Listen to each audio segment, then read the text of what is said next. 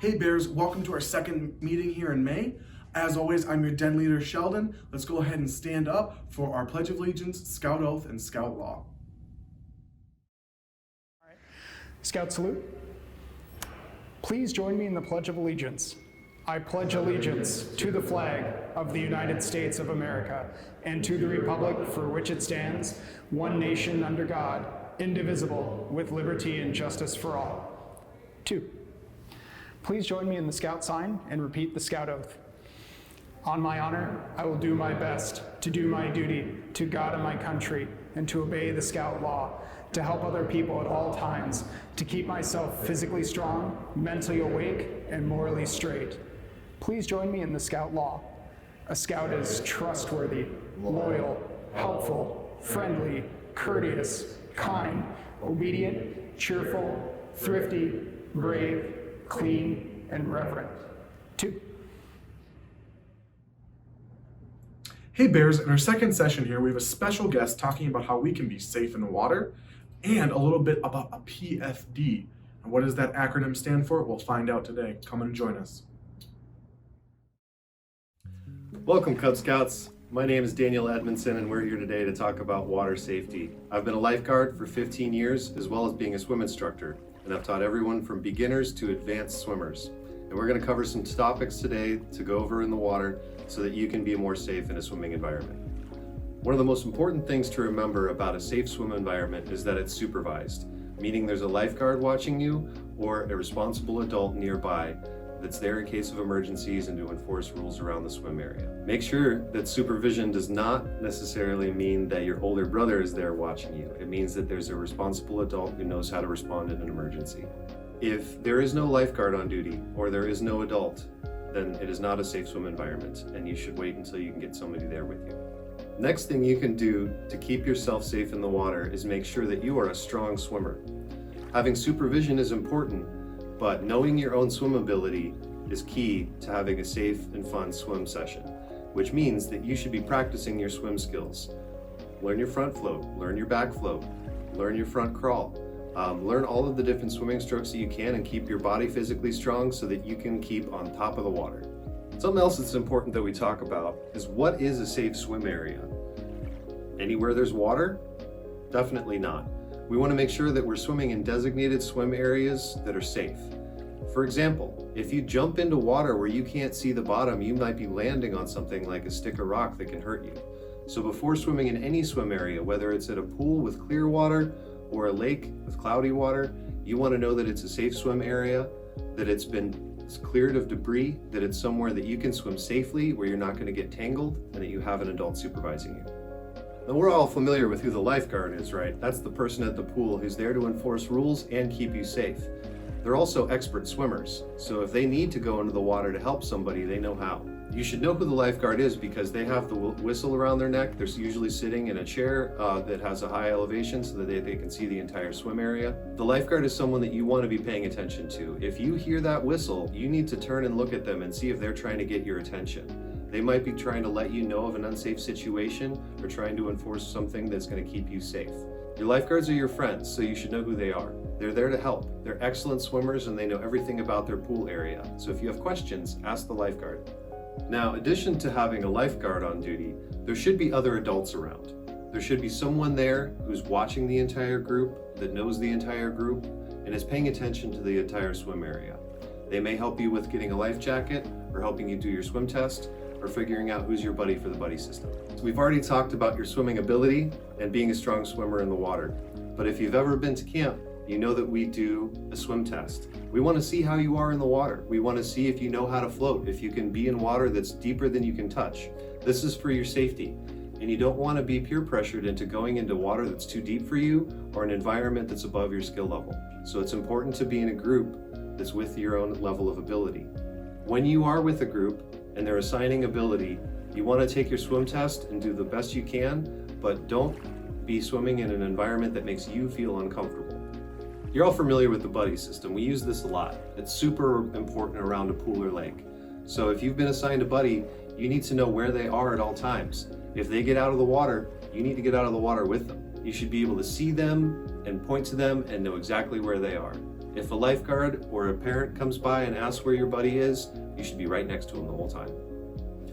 All right, Scouts, we've given you a lot to think about. There's all kinds of different swim environments, and they all have different rules. So it's your responsibility to know those rules and to follow them.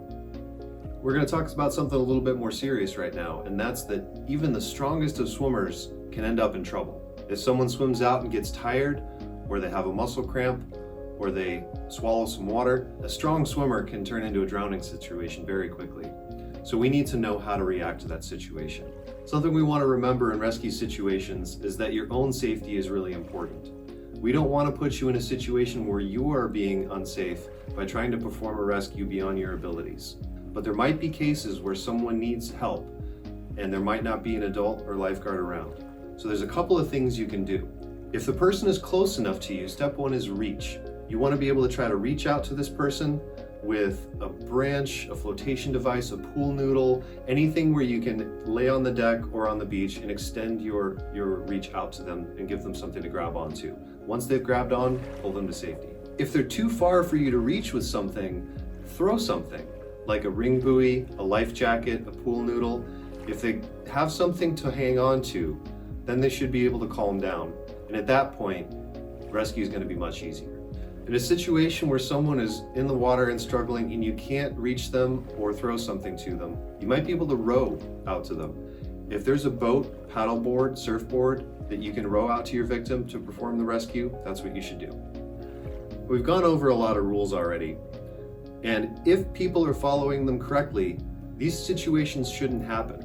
But if someone's struggling and you're the only person there to help, you want to try those reach, throw, or row.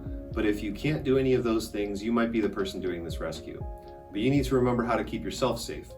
People who are drowning will grab onto anything they can to stay at the surface, and that might include you. So if you're going out to save this person, make sure you bring something that floats with you.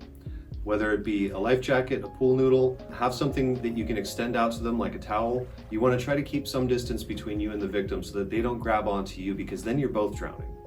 So you want to remember, if you're going out to save this person, hand them something where you can tow them to safety, and make sure that this is something that's within your swim abilities. If it's not, then you need to run and get someone else who can help right away.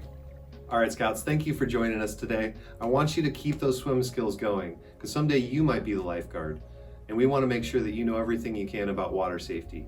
Have a good summer. Hey Scouts, so today we're going to talk about something really cool, and that is called a PFD.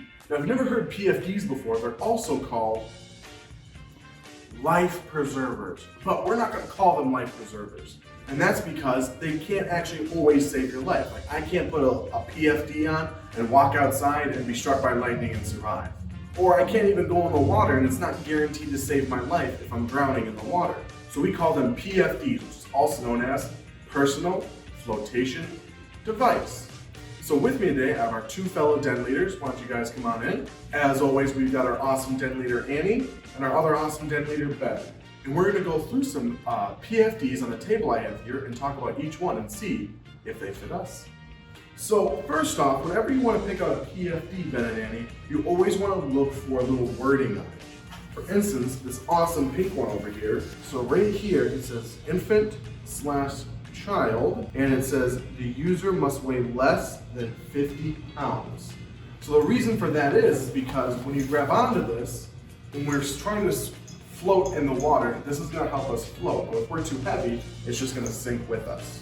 So we have to make sure we grab a correct PFD when we're in the water, so that way it helps us float. All right, our next one here, oh, this one's actually pretty heavy.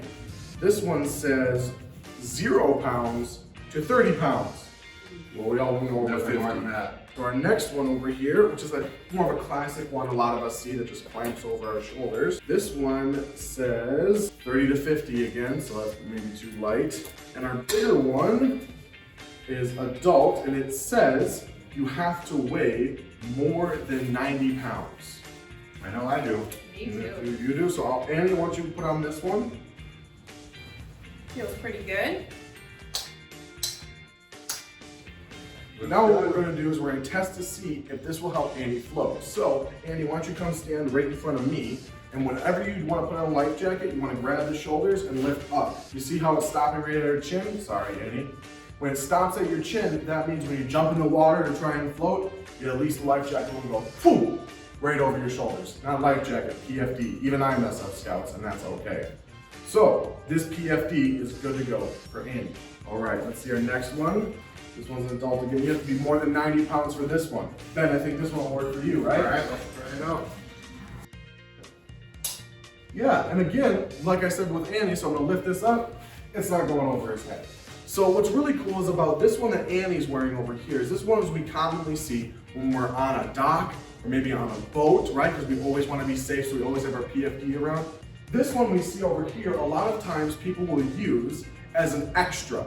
This is my extra PFD that sits underneath my seat inside my boat, just in case maybe somebody doesn't have one, or there's a situation where we need to throw a PFD to somebody. And I know I've been on a ferry a couple times, and I usually see these on a ferry boat as well. So, next time you check out a PFD, one, make sure your weight requirement is right. Two, always wear a PFD if we're anywhere near the water, whether that be fishing, boating, even if we're swimming and we're watching people, if we're unsure about the water, maybe we're too scared, wearing a PFD is always okay because we're always about safety within Scouts.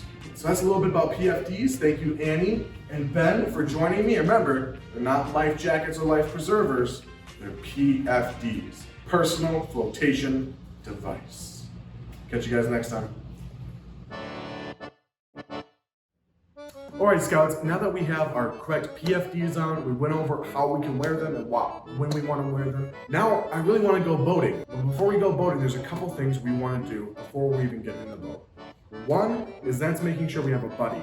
As a Scout, we always want to continue to follow that buddy system, so make sure we have a buddy with us in that boat. Always let somebody else know that you're going boating, so that way they know that you're safe and they know where you are if you don't come in on time.